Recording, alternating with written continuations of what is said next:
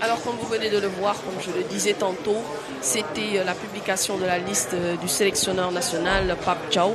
Et on peut dire qu'il y a deux surprises, si on peut l'appeler ainsi, bien sûr, Ibrahim Mbaye du Paris Saint-Germain qui a été appelé, mais aussi Mamadou Sarr du club de Strasbourg aussi qui a été appelé. Et un retour, bien sûr, celui de Hassan Diao.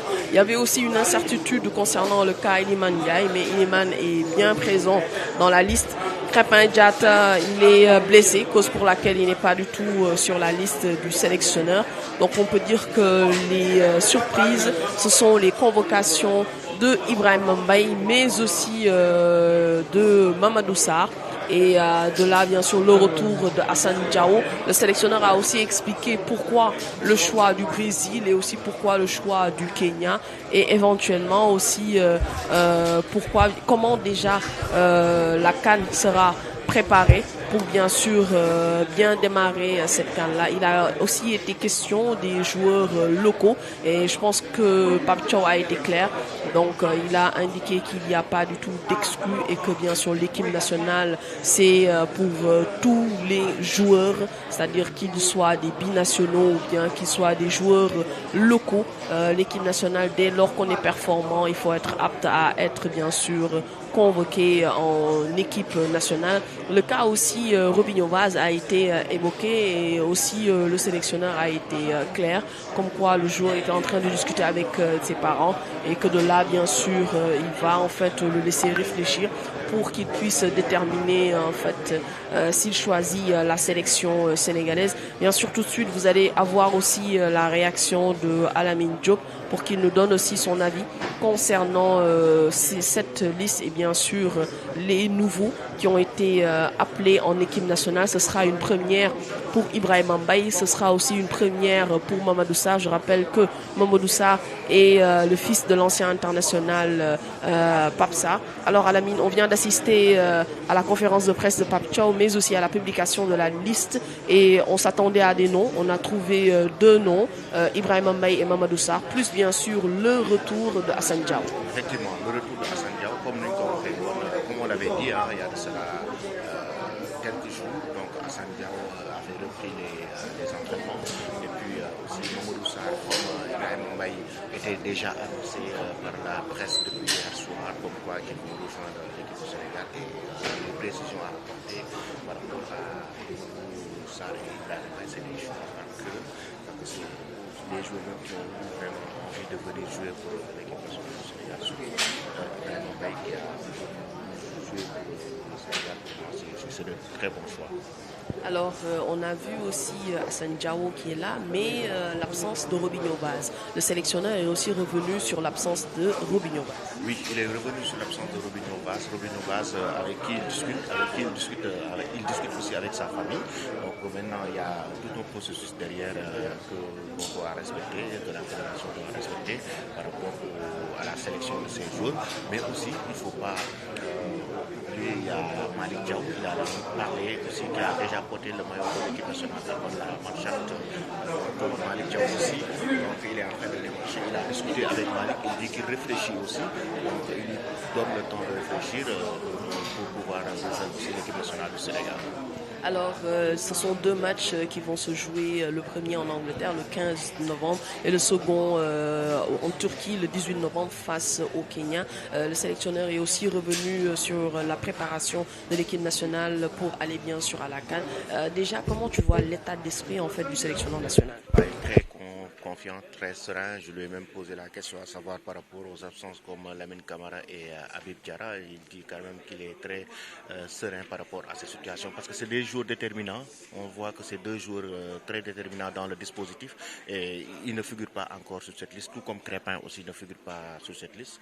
Donc pour moi, ça veut dire que ça montre un peu plus de sérénité et que vraiment le Sénégal, il y a énormément de talents, énormément de joueurs interchangeables par moment. S'il y a d'autres qui sont forfaits forfait ou blessé et que l'équipe nationale du Sénégal appartient à tout le monde. Tu as vu la grosse déclaration qu'il a eu à faire concernant les joueurs locaux.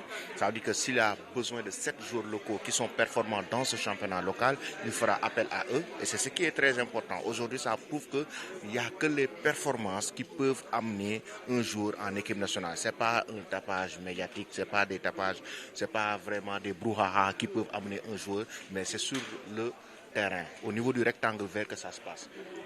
Et il est aussi revenu sur les absences.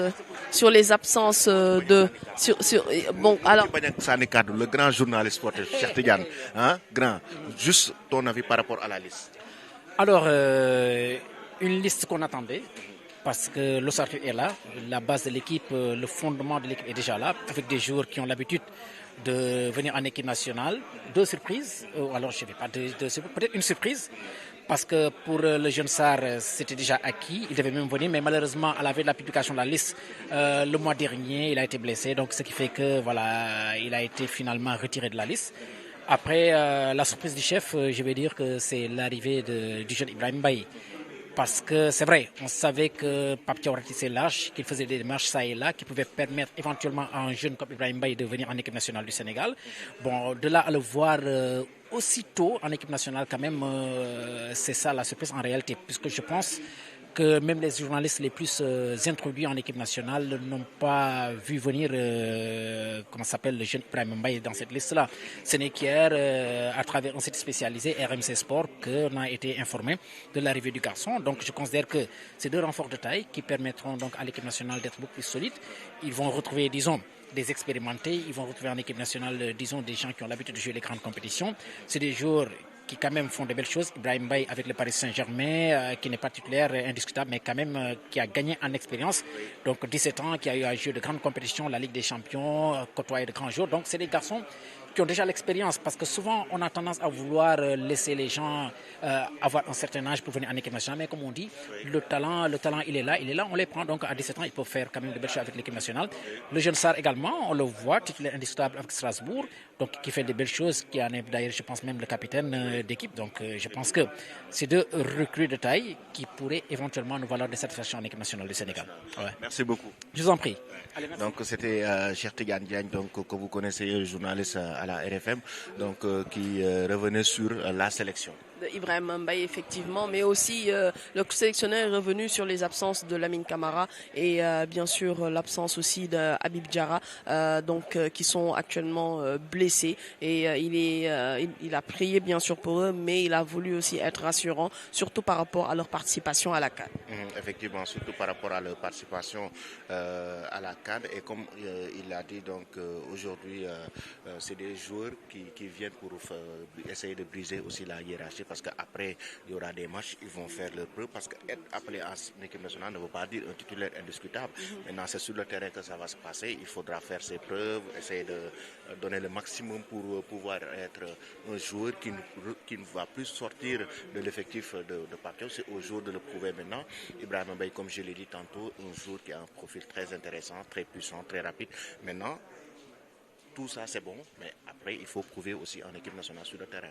Effectivement, il faut aussi prouver en équipe nationale. Alors mesdames et messieurs, nous allons Adia ne veut pas du tout parler, mais nous allons en fait vous remercier pour toutes ces personnes qui nous avaient suivis sur Eric Favre TV. C'était bien sûr la conférence en direct du sélectionneur national, la publication de la liste des Lions pour les 2 matchs contre le Brésil et contre le Kenya. Mesdames et messieurs, merci de nous avoir suivis en direct sur Eric Favre TV. Alamine, merci à toi.